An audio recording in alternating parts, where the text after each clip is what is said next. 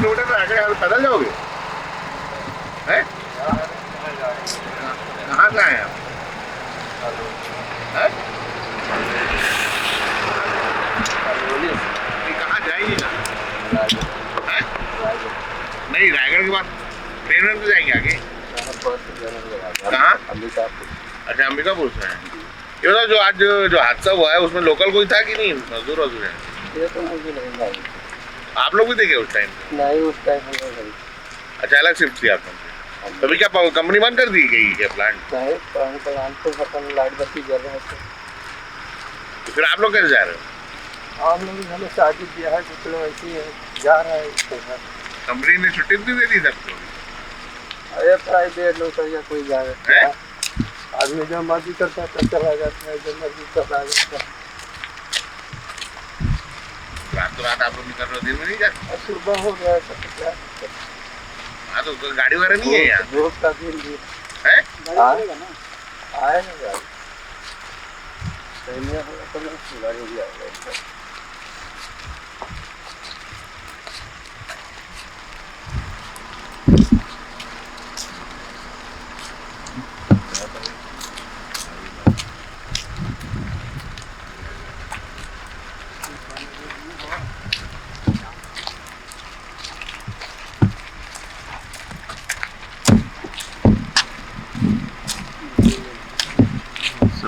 फिर वापसी हो गए भैया कि कब हो गए वापस?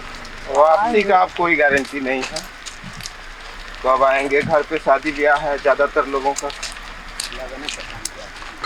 लगन वगन बीत जाएगा, उसके बाद पता नहीं यहाँ क्या होगा। ये सिक्योरिटी कैसी रहती है यहाँ? सुरक्षा के इंतजाम कैसे रहते हैं? सिक्योरिटी क्या, बॉयलर कैंपस में रहता है, इधर कॉलोनी वॉलोनी में कोई खास नहीं है। नहीं, कॉलोनी नहीं बोल रहा हूँ मैं, वहाँ जो प्लांट एरिया है वहाँ सिक्योरिटी कैसी रहती है? वहाँ तो सिक्योरिटी सही है, और सुरक्षा के जो इंतजाम होते हैं, पहनावा उड़ावा वगैरह वो सब कुछ है, सब कुछ? वो सब है, सब देता है, कोई दिक्कत नहीं है। दिक्कत ये है कि वो जो फट गया स्टीम लाइन, हाँ, उससे वो एक तरह से दुर्घटना ही कह सकते हैं उसको। उसका वो मेंटेनेंस वगैरह का प्रॉब्लम था क्या? नहीं सर, वो होता है कभी कभी, वाल जाम हो जाता है। अब कितना प्रेशर दिया था, कितना क्या किया था, वो तो हाई लेवल का काम है। कभी कभी होता है, ऊपर नीचे प्रेशर देता है। आप लोग काम कितने साल से काम कर रहे हो? काम तो बॉयलर लाइन में हम लोग 2010 से कर रहे हैं। कहाँ इससे पहले कहाँ काम किए? ज्यादातर आंध्रा में किए हैं, बंगाल किए हैं, यूपी में किए हैं, छत्तीसगढ़ किए हैं। आप कहाँ के हो? उत्तर प्रदेश। कहाँ उत्तर प्रदेश में? कहाँ से? सोनभद्र। सोनभद्र से? अंबिकापुर जाओगे, वहाँ से सोनभद्र जाओगे? सुबह के 4:30 बजे 15 अप्रैल को जब हम यह वीडियो रिकॉर्ड कर रहे हैं, तब हम हैं शक्ति जिले के, छत्तीसगढ़ के शक्ति जिले के वेदांता पावर प्लांट के पास। और आप देख सकते हैं कि मजदूर जो वहाँ वॉल्व में काम करने वाले लोग यहाँ से रात यहाँ से जा रहे हैं। हमने इनसे बात करने की कोशिश की, लेकिन ऑन कैमरा कोई माइक में बोलने को तैयार नहीं हुआ। लेकिन रीज़न जो मसला जो समझ में आया, इतनी बड़ी संख्या देख के, सब अलग अलग जगहों से आए हैं और लंबे समय तक उस पर इस पावर प्लांट में काम करते रहे, अलग अलग देश भर के अलग अलग पावर प्लांट में काम करते रहे हैं। और फिलहाल ये यहाँ से वापस जा रहे हैं। अभी फिलहाल जो आज हादसा हुआ है छत्तीसगढ़ के शक्ति के इस वेदांता पावर प्लांट में, जिसमें करीब 12 मरीजों की मौत की बात पुष्टि हो चुकी है। करीब आधा दर्जन में से ज़्यादा गंभीर तौर पर घायल हैं और उनका इलाज रायगढ़ के जिंदल फोर्टिस अस्पताल में चल रहा है। यहाँ से मैं आपको बता दूं कि ये जिस रास्ते में जा रहे हैं, ये रायगढ़ का रास्ता है। यहाँ से करीब 35 किलोमीटर दूर है रायगढ़, और यहाँ से रायगढ़ से अंबिकापुर, और अंबिकापुर से फिर अलग अलग जगहों से जाने की इनकी तैयारी है। और जो आज हादसा हुआ है वो वेदांता पावर प्लांट जो शक्ति ज़िले में आता है, छत्तीसगढ़ के शक्ति ज़िले में, यहाँ हादसा हुआ है। मुआवजे का ऐलान कंपनी की तरफ से कर दिया गया है। 35 लाख रुपए का मुआवजा मिलेगा। इसके अलावा जो पीएम केयर फंड से प्रधानमंत्री मोदी ने घोषणा की है वो अलग, राज्य सरकार देगी अलग। इसके अलावा घायलों को भी मुआवजे का ऐलान किया गया है। करीब 5 से 6 घंटे तक फैक्ट्री के सामने काफ़ी हंगामा हुआ। ज़्यादातर जो मृतक हैं वो दूसरे राज्यों के हैं, लेकिन एक जो मृतक है उसका पता चला है कि वो फैक्ट्री के आसपास ही किसी गांव का रहने वाला है। इस वजह से वहाँ भी हम जाने की कोशिश करेंगे, वहाँ भी बातचीत करने की कोशिश करेंगे कि क्या चीज़ें, क्या हादसा कैसे हुआ, घायलों से बात करने की कोशिश करेंगे। अभी हम रायगढ़ के फोर्टिस अस्पताल का रुख कर रहे हैं और अभी आपको सुनाएंगे कि इन मरीजों, इन जो मजदूर जो यहाँ से जा रहे हैं उनसे जो बातचीत हुई, वो कैमरे में फ्रंट में आकर कोई बोलने को तैयार नहीं हुआ माइक में, लेकिन जो भी बातचीत हुई वापसी का कोई वापसी की किसी तरह की कोई गारंटी नहीं है कि कब आएंगे। फिलहाल इन लोगों ने अपनी तरफ से बात रखी, शायद कंपनी की इंटरनल पॉलिसी होगी, कुछ छिपाने की कोशिश हो रही होगी कि हम लगन और ब्याह के लिए जा रहे हैं, लेकिन हकीकत तो यही है कि हादसे के बाद रात में ही यहाँ से 35 किलोमीटर पैदल जाकर रायगढ़ और फिर उसके बाद आगे सफ़र करने की तैयारी जो है, ये कहीं ना कहीं उस एक कंपनी प्रबंधन की तरफ से जो लापरवाही हुई है और जो मजदूरों में उसका डर है वह उजागर कर रहा है।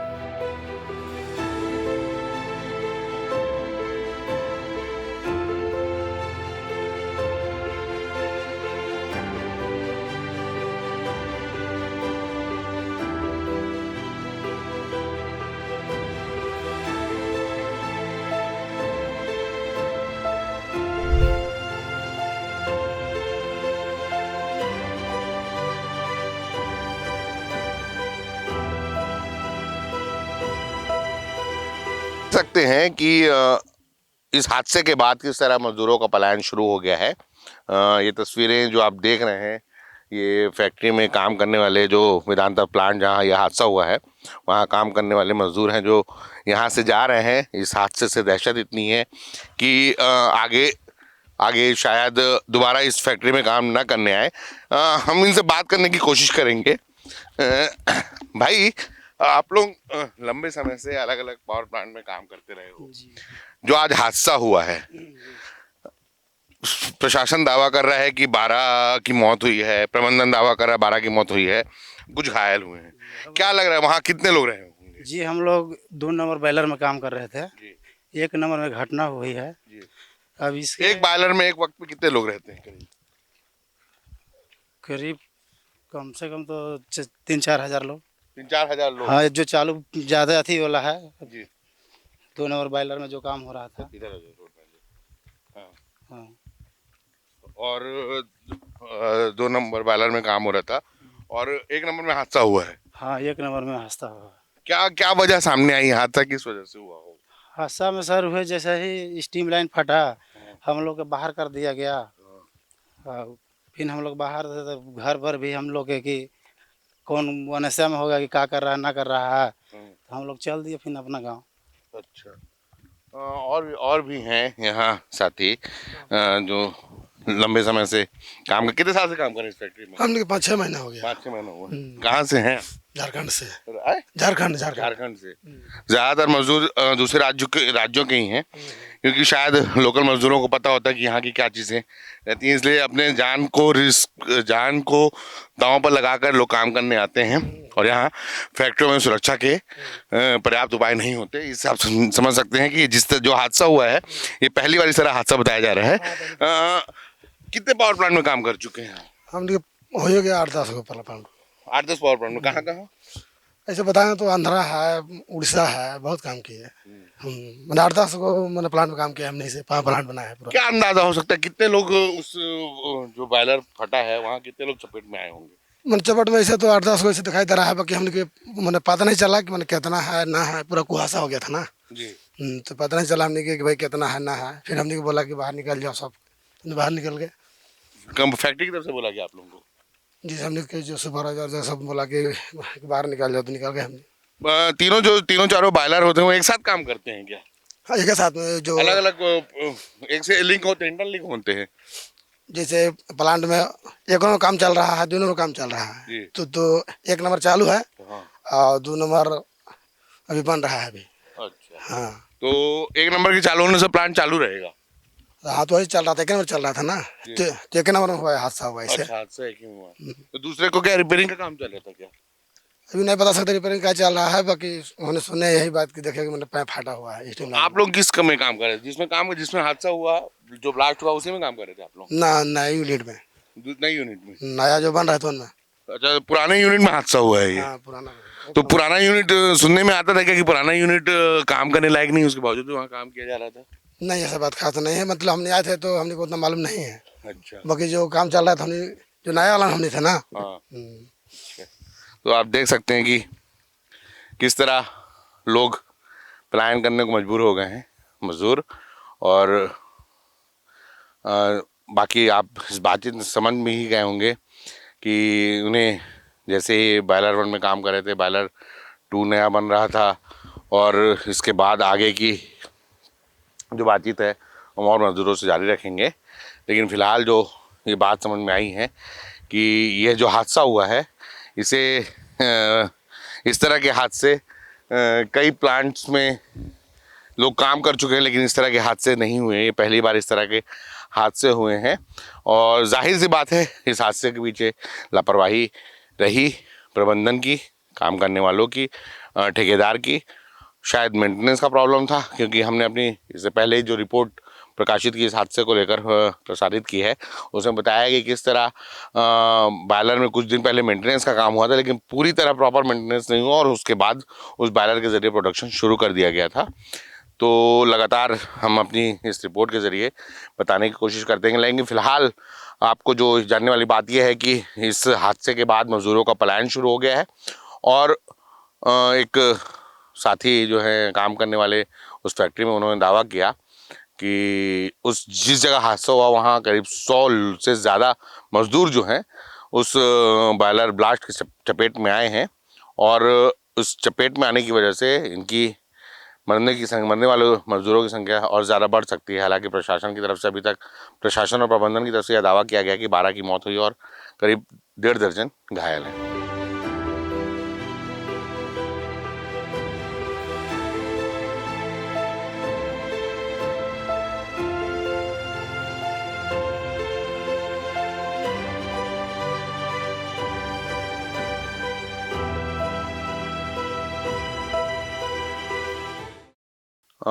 आपने सुना खुद ही कि मज़दूर जो अब पलायन कर रहे हैं, इस फैक्ट्री में काम कर रहे थे, करीब 5-6 महीने हुए थे इस फैक्ट्री में आए, और देश भर के करीब 8-10 प्लांट्स में काम कर चुके हैं।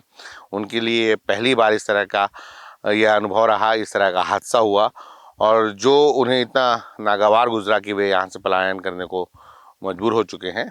फ़िलहाल यहाँ से अपने अपने जो शहर है, अपना अपना जो गाँव है, वहाँ के लिए रवाना हो चुके हैं। अब उसके बाद यहाँ लौटने की गुंजाइश तो नज़र नहीं आती। लेकिन इस बातचीत में जो सबसे हैरान करने वाली बात समझ में आई, और जो सबसे हैरान करने वाली बात जो सामने आई है, वो यह है कि एक समय में एक बॉयलर में करीब 1000 लोग काम करते हैं, और उससे आप अंदाज़ा लगा सकते हैं कि जब 1000 लोग एक जगह पर एक बॉयलर में काम कर रहे थे, तो कितने लोग उसी चपेट में आए होंगे। इससे जो हम पहले जो बातचीत में पता चला था कि 100 से ज़्यादा लोग उस चपेट में आए हैं, आप अंदाज़ा लगा सकते हैं कि जब 1000 लोग इस बॉयलर में काम कर रहे हो, वहाँ ब्लास्ट हुआ है, तो आहतों की संख्या कितनी होगी। देश दुनिया की रखी खबर हर रोज हर शाम कानो कान सुनते रहें द लेंस पॉडकास्ट। रही अपडेट लेंस के साथ।